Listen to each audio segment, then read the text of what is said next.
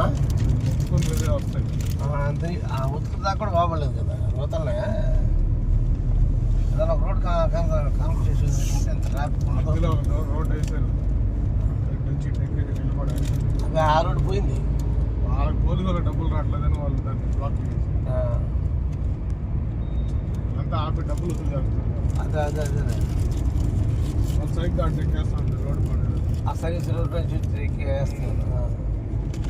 డబ్బులు వాళ్ళకి సంపాదన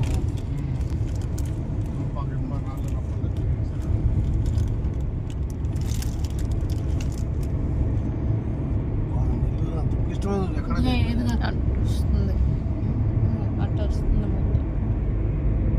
తీసుకెళ్తారు రైట్ ట్రాపేస్తాం వెనక్కి